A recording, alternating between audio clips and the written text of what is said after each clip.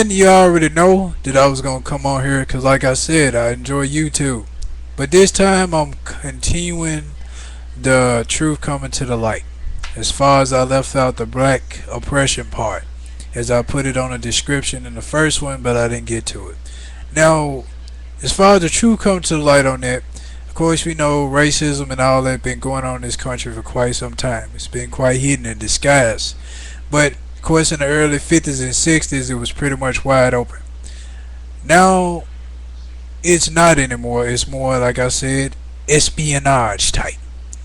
All hidden in the woods. But now when it comes to this race right here, as far as the presidential race, now it's starting to come out. Now it's starting to exploit. And as far as with Obama, with Jeremiah Wright, a lot of white America, which have every right to feel that way and think that way. As far as a possible threat, does Obama have the same viewpoints and perspectives as Jeremiah Wright? Now, as far as with Jeremiah Wright, the things that he said, well, a lot of it was true, but he presented it wrong. And I know that's what kind of stirs up things, is the far as it's kind of like a hate message, and at the same time it's like he practicing black supremacy in his speeches. So I highly oppose Jeremiah Wright the way he presented it. He should have came in a more humble and respectful way. He should have been a lot more tactful in the way he presented his message, in the way he quoted it.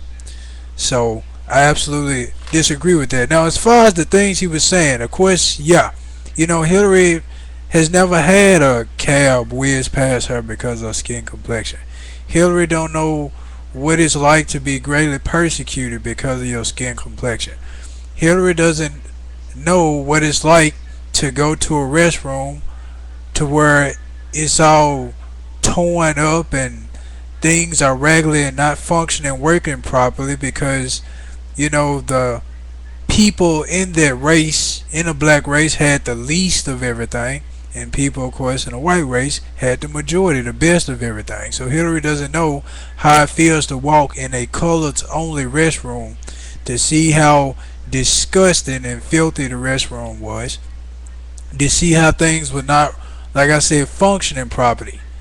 Hillary does not know that, because of Hillary's complexion, her skin color. And that's what I'm talking about as far as truth coming to the light. Now, me personally, my grandmother, she never taught me. I don't recall any of my family members teaching me to hate white people. And that's the absolute truth. I don't, any of my elderly family members. Now, cousins and other like that, yeah. But as far as, elderly, no. I probably heard them, honestly speaking, I probably heard a couple talk, down and degrade white people, but as far as teaching hate, no. Absolutely not. So, I'm just saying it to say, as far as me personally, I mean, it's a lot of good in whites, blacks, Hispanics, all races. You can act like a person, but you can't act like a color.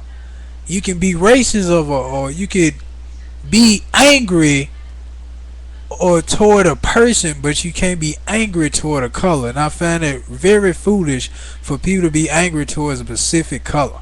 I don't like you because you're shade. Or I don't like you because you got red shoes. Or you got on a blue shirt. It's the same thing with skin complexion. I find it very, very foolish. And like I say, it's really coming to the light now. There's no more hiding it.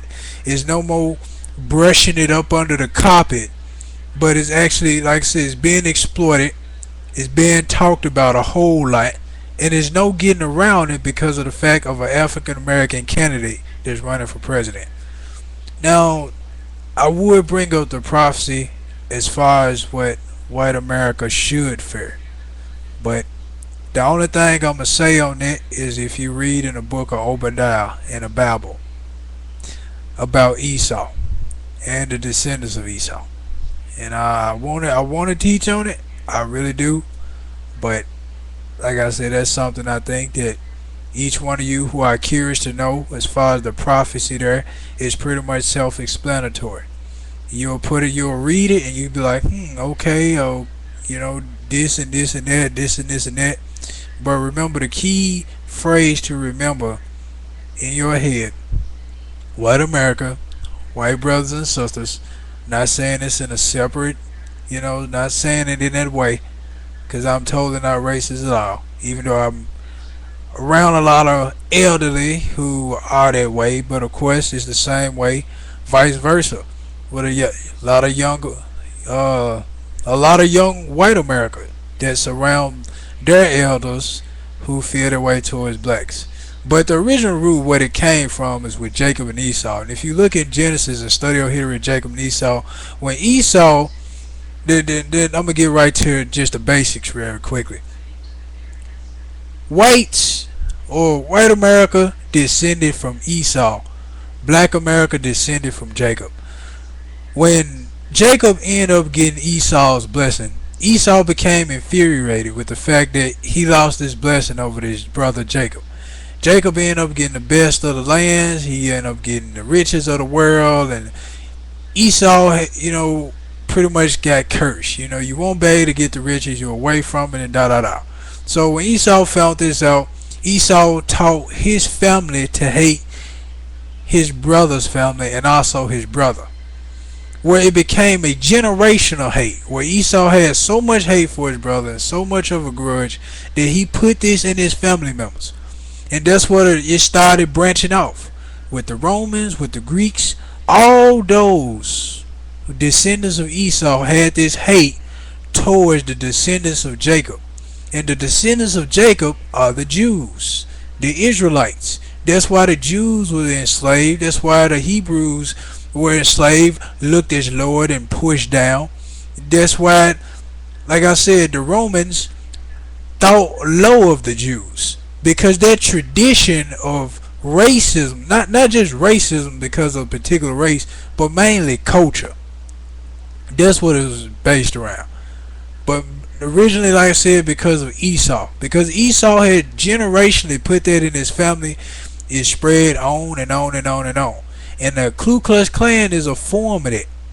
It's a form and a branch off the original Roman Catholic Church, that a lot of priests burning Jews and da da da. That's where they get their symbol from, of burning blacks up on a cross. If you notice, when a black person got burned, they normally got burned on a cross. Or the Ku Klux Klansmen are awfully burn a cross. Now, where did they get that from, of putting particularly black people on a cross and burning them? I mean, the truth about Jesus being black, the truth about the Jews originally being black. And it's a scripture in there as far as like they claim that they are the Jews, but they're in the synagogues of Satan. Those people over there now are not the original Jews.